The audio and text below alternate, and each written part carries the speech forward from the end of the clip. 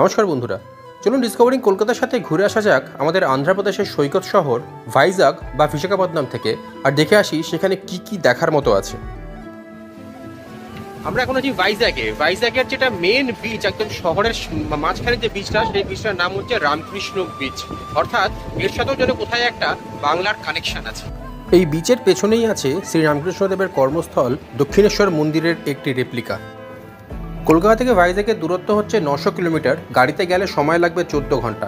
তাছাড়া ডেইলি 10টারও বেশি ট্রেন আছে এবং কলকাতা থেকে ডাইরেক্ট ফ্লাইটও আছে ভাইজাগ আসার জন্য।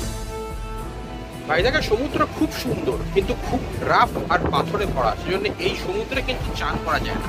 তবে চান না করার জন্য ভাইজাগে দেখার মতো আরও অনেক কিছু আছে, সেগুলো কি দেখতে থাকুন এই ভিডিওটি জানতে পারবেন। রামকৃষ্ণ বিচে খানিকক্ষণ সময় কাটিয়ে আপনারা সোজা চলে আসতে পারেন মৎস্য দর্শনীতে। একদম রামকৃষ্ণ বিচের পেছনেই হেঁটেই আসতে পারেন, তাছাড়া অটোও আছে। মৎস্যদর্শিনী হচ্ছে ভাইজাগের একটি অ্যাকোয়ারিয়াম, যেখানে বিভিন্ন রকমের মাছ রাখা আছে, কচ্ছপ রাখা আছে। দুটি ঘরের মধ্যে অনেক রকম মাছ আছে। টিকিট হচ্ছে 50 টাকা বড়দের জন্য, 20 টাকা ছোটদের জন্য। আপনারা এখানে এলে অবশ্যই এটা ঘুরে দেখতে পারেন। মেন রোডের ওপরেই সি বিচের ঠিক ধারে এই মৎস্যদর্শিনী অ্যাকোয়ারিয়ামটি। এখানে সামুদ্রিক মাছই বেশি আছে এবং সে সঙ্গে আছে কচ্ছপ এবং অন্যান্য প্রাণীও। এরকম প্রচুর কাঁচের ঘরের মধ্যে এই মাছগুলি আছে। কিছু মাছ এরকম ছাড়া জায়গাতেও আছে, যেমন এই পুলটার মধ্যে মাছ আছে। তাছাড়া এরকম অনেক ঘর আছে, আর এই ঘরগুলি প্রত্যেকটি এসি, তাই গরমে এলেও কোনো রকম অসুবিধা হবে না। আপনারা আরামে গরমের মধ্যেও ঘুরতে পারবেন, কারণ কি ভেতরটা শীতাতাপ নিয়ন্ত্রিত। ভাইজাগ হচ্ছে আমাদের দেশের ডিফেন্সের জন্য একটি খুব গুরুত্বপূর্ণ জায়গা, সেজন্য এখানে ডিফেন্সের বেশ কয়েকটি মিউজিয়াম আছে। আমরা এবার সেই মিউজিয়ামগুলো ঘুরে ঘুরে দেখব। মৎস্যদর্শিনী থেকে সমুদ্র ধার বরাবর মাত্র 1.5 কিলোমিটার এগিয়ে গেলেই আপনারা প্রথমে দেখতে পাবেন সি হেরিয়ার মিউজিয়াম। 2023-এ এই মিউজিয়াম তৈরি হয়েছে। এখানে ইন্ডিয়ান নেভির ডিকমিশন করা একটি সি হেরিয়ার প্লেনকে ডিসপ্লে করে রাখা হয়েছে, যেখানে প্লেনের সমস্ত জিনিসপত্র দেখা যায়। আরেকটু এগিয়ে গেলেই সমুদ্রের ধারে আছে আমাদের এশিয়ার প্রথম সাবমেরিন মিউজিয়াম, যেখানে একটি কুরসুরা সাবমেরিন আছে।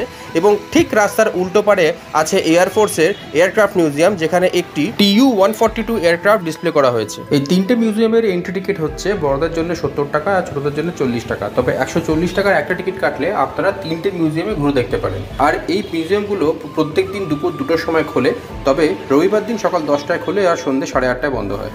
প্রথমে একটি হলের মধ্যে দিয়ে আপনাদের যেতে হবে, যেখানে মূল এয়ারক্রাফটটি আছে। এই হলে আমাদের এয়ারফোর্সের আর দেশের বিভিন্ন অ্যাচিভমেন্ট এখানে মডেলের মাধ্যমে দেখানো হয়েছে। যেমন এখানে দেখানো হয়েছে একটি এয়ারফোর্সের পাইলট কোথায় বসে প্লেনটিকে অপারেট করেন।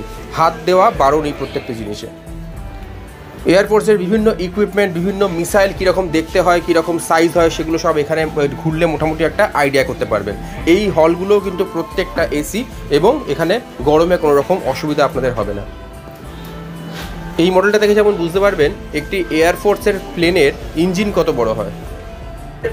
এবার এই যে প্লেনটি দেখতে পাচ্ছেন, এইটাই হচ্ছে এই এয়ারক্রাফট মিউজিয়ামের প্রধান দ্রষ্টব্য, একটি AT-142 এয়ারক্রাফট, যেটার ভেতরে ঢুকে দেখা যায়।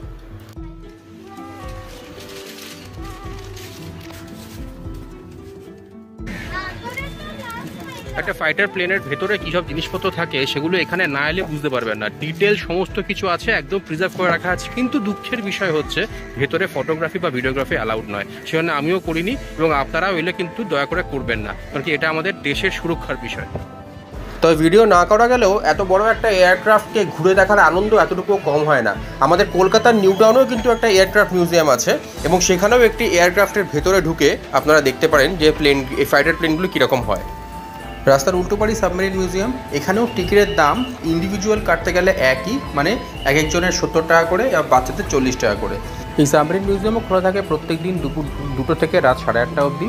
তবে রোববার দিন সকাল 10টায় খোলে এবং সন্ধ্যে 8:30টার সময় বন্ধ। এই সাবমেরিনটির ইতিহাস এবং এই সাবমেরিন সম্বন্ধে কিছু ইন্টারেস্টিং ফ্যাক্ট এখানে বোর্ডের মাধ্যমে দেখানো আছে, যেগুলো পড়লে সাবমেরিনটা সব দেখতে আরও ভালো লাগবে। বিশাল সাবমেরিনটা, মানে সামনে থেকে দেখলে বোঝা যায় যে একটা সাবমেরিন কত বড় হতে পারে, আমাদের কোনো ধারণাই নেই। যেমন এইটা হচ্ছে সাবমেরিনটার এক নোঙর, স্রেফ নোঙরটা ভাবুন কত বড়। আর এই হচ্ছে মূল সাবমেরিনটি, যেটা মানে একদিক থেকে দেখলে অন্যদিকে শেষ অবধি দেখা যাচ্ছে না। এটার ভেতরে ঢুকে আমরা এবার দেখব দেখবো একটা ভেতরে কী কী যন্ত্রপাতি থাকে, সাবমেরিনে কীরকম করে নাবিকরা থাকেন, সেগুলো সব দেখা যাবে।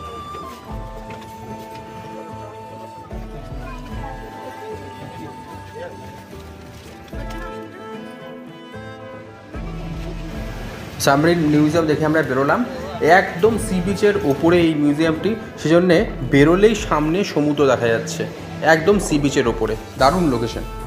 একটা সাবমেরিনের ভেতরে যে কত রকমের যন্ত্রপাতি থাকতে পারে এবং সেখানে কি করে একজন নাবিক থাকে, সেগুলো কিন্তু এই সাবমেরিন মিউজিয়ামে না এলে আপনারা বুঝতে পারবেন না। তাহলে ভাইজাগ এলে অবশ্যই এখানে একবার আসবেন। এই এয়ারক্রাফট মিউজিয়াম আর সাবমেরিন মিউজিয়াম ছেড়ে একটুখানি এগিয়ে গেলেই সমুদ্রের ধারে আছে এই ভিক্টরি অ্যাট সি নামক মনুমেন্টটি। আমাদের 1971 ইন্ডিয়া পাকিস্তানের যুদ্ধতে আমাদের বিশাখাপত্তনমের যে গুরুতর ভূমিকা ছিল, সেইটার পরিপ্রেক্ষিতেই এই মনুমেন্টটি তৈরি হয়েছে। এই বিশাখাপত্তনমের থেকে একটু দূরে সমুদ্রের মধ্যেই পিএনএস গাজী আমাদের আক্রমণ করতে এসেছিল এবং তাকে আমাদের নৌসেনা টর্পেডো বা বোমা মেরে ডুবিয়ে দিয়েছিল। ডিফেন্সের এই মিউজিয়ামগুলো ছাড়াও সমুদ্রের ধারে খানিকক্ষণ ঘুরতে পারেন। আর তাছাড়া এখানে যেহেতু সমুদ্রে প্রচুর পাথর, সেজন্যে এখানে একটি লাইট হাউসও আছে। সমুদ্রের ধারে একটি সুন্দর লাইট হাউস আছে, যেটি এখন একটি প্রাইভেট রিসর্টের মধ্যে, তাই লাইট হাউসে চড়তে পারবেন না, তবে বাইরে থেকে অবশ্যই দেখতে পাবেন। এরপরে চলুন যাওয়া যাক কৈলাসাগিরি। ভাইজাগের ভেতরেই এটি একটি ছোট্ট পাহাড়। নিচ থেকে ওঠার জন্যে এখানে রোপওয়ে আছে, আর পাহাড়ের উপরে আছে একটি সুন্দর পার্ক, যেখানে আপনারা ঘুরতে পারেন এবং পিকনিক করতে পারেন। রোপওয়ের ভাড়া হচ্ছে প্রত্যেক জন প্রতি 150 টাকা এবং বাচ্চাদের জন্য 80 টাকা। এই ভাড়াটা কিন্তু যাওয়া এবং আসা দুটোর জন্যে, অর্থাৎ আপনারা এই টিকিট কেটে রোপওয়েতে উঠতেও পারবেন এবং পার্ক ঘুরে রোপওয়েতে নেমেও আসতে পারবেন একই টিকিটে, তার জন্য অন্য কোনো টিকিট কাটতে হবে না। আমাদের টিকিট কাটা হয়ে গেছে, এবার আমরা রোপওয়েতে উঠছি। খানিকক্ষণ একটু লাইন দিতে হবে, তবে এখান থেকে খুব সুন্দর এই ভাইজাগ শহরের দৃশ্যটি দেখা যায়।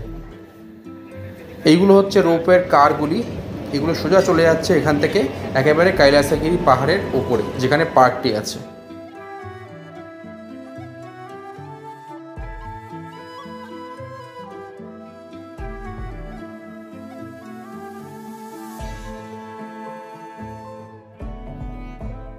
রোপওয়ে ছাড়া এই পাহাড়ে আপনারা হেঁটেও উঠতে পারেন, ছোট ছোট সিঁড়ি আছে, আর তাছাড়া গাড়ি করেও আসা যায়, গাড়ি সারও সম্পূর্ণ ব্যবস্থা আছে। রোপওয়ে থেকে এইদিকে এই রাস্তাটা হচ্ছে সোজা পার্কে যাওয়ার রাস্তা। এই পার্কটিতে বাচ্চাদের জন্য বিভিন্ন রাইড আছে, যেমন এই টয় ট্রেনটি, এটি গোটা পার্কটার একটা চক্কর লাগিয়ে দেয়। বিশাখা এক্সপ্রেস নাম এটার, এবং খুব সুন্দর, এটা বাচ্চাদের খুব ভালো লাগবে। এসি এবং নন এসি দুরকম ব্যবস্থাই আছে, সেই হিসেবে টিকিটগুলো কাটতে হবে।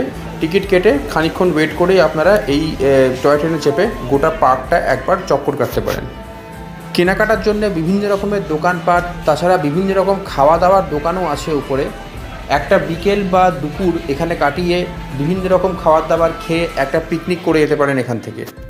যেমন এই বাচ্চাদের পার্কটাতে বিভিন্ন রকম রাইড আছে, যেগুলো বাচ্চারা খুব এনজয় করবে। দেখতে পাচ্ছেন অনেক রকমের রাইড আছে এখানে। নাম যেহেতু কৈলাসাগিরি, তাহলে শিব পার্বতীর সঙ্গে কিছু সম্পর্ক তো থাকতেই হবে। পার্কের ঠিক মাঝখানে আছে শিব পার্বতীর সুন্দর সাদা এই মূর্তিটি, যেগুলি পার্কটিকে একটি অন্য মাত্রা দিয়েছে।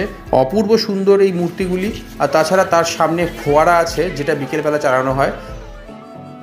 পার্কটি খুব সুন্দর সাজানো গোছানো, সবুজে ঘেরা, প্রচুর গাছপালা আছে। খানিকক্ষণ এখানে সময় কাটিয়ে যেতে খুব ভালো লাগবে। পার্কের ভিতরে এটা একটা স্কাল্পচার পার্ক, বিভিন্ন রকমের স্কাল্পচার এখানে আছে, বেশ কয়েকটি স্কাল্পচার আছে, বেশ সুন্দর জায়গাটা।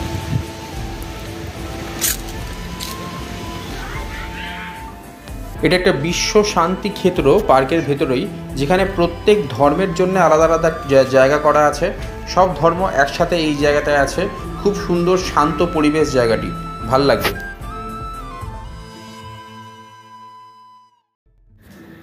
ওপর থেকে আশেপাশের পাহাড়ের, সামনের সমুদ্রের এবং ভাইজাগ শহরের দৃশ্যটি খুব সুন্দর। সুন্দর হাওয়া দিচ্ছে এখানে, পরিবেশও খুব ভালো। ভাইজাগ সিটি সেন্টার থেকে মাত্র আধ ঘন্টার দূরত্বে এই কৈলাসগিরি। এখানে রোপওয়ে আছে, টয় ট্রেন আছে এখান থেকে পাহাড় আর সমুদ্র, আর সেই সঙ্গে ভাইজাগ সিটি দেখার সুন্দর দৃশ্য। তাহলে একটা দুপুর আপনারা খুব সুন্দরভাবে এখানে কাটিয়ে যেতে পারেন। এই শান্ত পরিবেশে সত্যি খুব ভালো লাগবে। পার্কে ঘোরা শেষ করে যেভাবে রোপওয়েতে উঠেছিলেন, ঠিক সেভাবেই আবার রোপওয়ে করে নেমে আসুন নিচে। এর পরের গন্তব্য হচ্ছে কৈলাসগিরি পার্কের কাছেই টেনেটি পার্ক আর টেনেটি বিচ। খুব সুন্দর সাজানো গোছানো পার্কটি। এখানে হাঁটার ট্র্যাক বা জগিং ট্র্যাকও আছে, যেখানে সকাল বিকেল লোকেরা আসে জগিং করতে। তাছাড়া এই পার্কে বা পার্কের সামনে একটি অ্যাডেড অ্যাট্রাকশন আছে, চলুন দেখা যাক সেটা। এই পার্কের সামনে বিচে মানে টেনেটি বিচে একটি জাহাজ, বাংলাদেশের একটি জাহাজ এমভি মা, এই জাহাজটি এখানে বিচড হয়ে গেছে, অর্থাৎ এটি সমুদ্রের ধারে এসে বালিতে আটকে গেছে। তাই সেই জাহাজটি নিজেই একটি দ্রষ্টব্য জিনিস হয়ে দাঁড়িয়েছে। টেনেটি বিচটি খুব সুন্দর, কিন্তু দেখতেই পাচ্ছেন সমুদ্র এখানে খুব উত্তাল, পাথরে ভরা। বিচে বালি খুব কম আছে, সেজন্য জলে নামা যায় না। সেই কারণেই হয়তো এই জাহাজটি এখানে পাড়ে আটকে গেছে। তবে সেই জাহাজটির অবশ্যই ক্ষতি হয়েছে, কিন্তু এখানে আপনারা এত সামনে থেকে একটা জাহাজ এখানে এসে দেখতে পাবেন। আমরা এখন আছি টেনেটি পার্ক বিচে। এটা একটা পার্ক যেটা কৈলাসগিরির ঠিক তলায়। পার্কটা মোটামুটি ভালো, বসার জায়গা আছে। তবে তার থেকে বেশি যেটা মানে ইন্টারেস্টিং সেটা হচ্ছে আমার পেছনের এই জাহাজটা। এটা একটা গোটা জাহাজ, একটা বড় জাহাজ যেটা বিচে স্ট্র্যান্ডেড হয়ে গেছে এবং তারপরে এখানেই অ্যাবান্ডেন্ট হয়ে গেছে। তাই এই টেনেটি পার্কের নিচে যদি আপনারা আসেন তাহলে এই জাহাজটাকে আপনারা দেখতে পাবেন, এবং এইটাকে দেখার জন্যই আমি এত দূরে এসেছি। দেখতেই পাচ্ছেন বিচে লোকেরা ভিড় করেছে জাহাজটাকে দেখার জন্যে। জাহাজটি আর সমুদ্রে যাবে না, জাহাজটি অ্যাবান্ডেন্ট হয়ে গেছে, কিন্তু এখনও জাহাজটির ভেতরে লোক আছে। জাহাজ সংস্থার কিছু লোকই হয়তো এখনও আছে, তাদেরকে আমরা নিচ থেকে দেখতে পাচ্ছি। এত কাছ থেকে একটা জাহাজ এর আগে আমি দেখিনি। দেখতেই পাচ্ছেন জাহাজটা একদম বিচের সামনেই আছে, টেনেটি পার্কের তলায়। এই পোর্ট শহর ভাইজ্যাগে এসে এটা একটা নতুন অভিজ্ঞতা, এত কাছ থেকে একটা জাহাজকে দেখতে পাওয়া। ভাইজ্যাগ শহরের মধ্যে কী কী দ্রষ্টব্য জায়গাগুলি আছে সেগুলো এই ভিডিওতে আমরা আপনাদেরকে দেখালাম। আশা করছি আপনাদের ভালো লেগেছে। এছাড়া আপনারা ভাইজ্যাগ থেকে একদিনের ট্যুরে ঘুরে আসতে পারেন আরাকু ভ্যালি এবং তার সঙ্গে বোরা কেভ। এগুলি ভাইজ্যাগের খুবই কাছে এবং একদিনের ট্যুরে খুব সুন্দরভাবে ঘুরে আসা যায়। তাছাড়া ভাইজ্যাগে কিছু বড় বড় মার্কেট আছে, সেখানে আপনারা কেনাকাটা করতে পারেন। কলকাতা থেকে খুব সহজেই ঘুরে যেতে পারেন ভাইজ্যাগ থেকে 2 দিন বা 3 দিনের একটি ট্রিপে বা একটি লং উইকেন্ডে। ভিডিওটি আপনাদের ভালো লাগলে লাইক অবশ্যই করবেন এবং চ্যানেলে নতুন হলে সাবস্ক্রাইব করতে ভুলবেন না। সঙ্গে থাকার জন্য ধন্যবাদ। ডিসকভারিং কলকাতা।